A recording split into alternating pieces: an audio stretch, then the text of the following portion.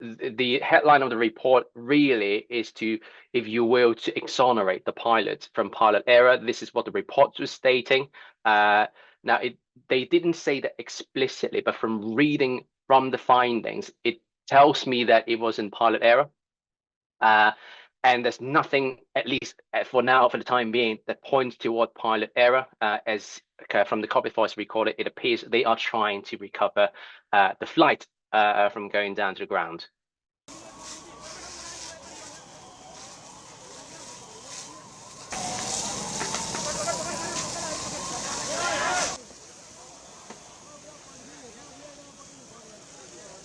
What you do with the switch, it isn't simple as the light switches at home.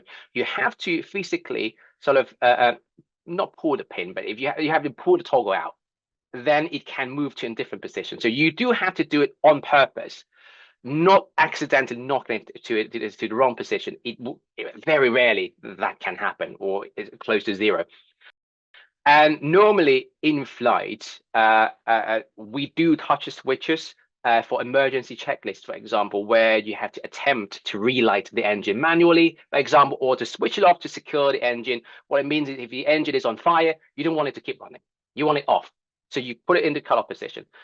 In that scenario, both pilots have to confirm the action. And they have to confirm whether they're switching off the right engine as well. Because if you switch off the wrong engine, the only good engine, then yes, definitely you are crashing. So that's the safeguarding within the cockpit, verbal confirmation as well.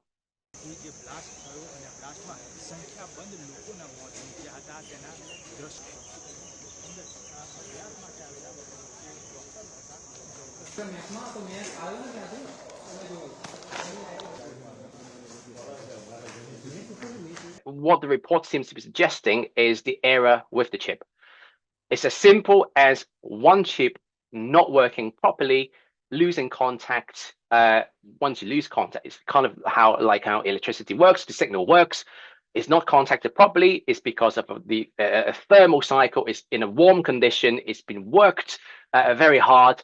Like your laptop stops working, basically giving you the blue screen of death we call on Windows.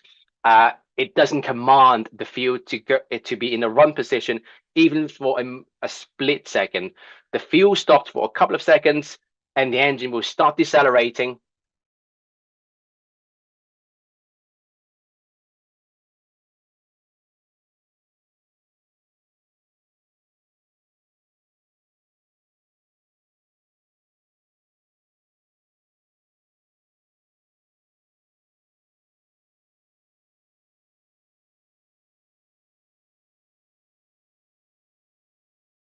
I believe the FAA has, or together with GE General Electric, the engine manufacturer, has issued a service bulletin.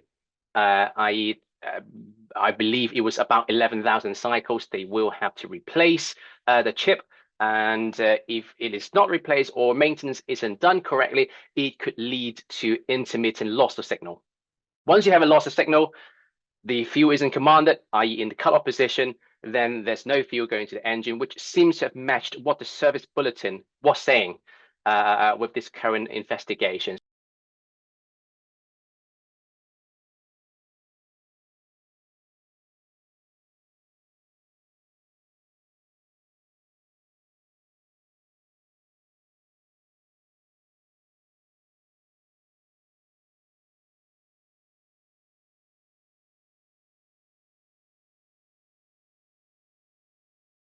I would say now the spotlight would be on, first of all, whether Air India has carried out the necessary maintenance and replacement of those chips according to service bulletin. And the second question will likely be for Boeing and General Electrics together, why it was issued as a service bulletin rather than an airworthiness kind of mandate, where a directive, or we call an AD, that you must carry out those actions.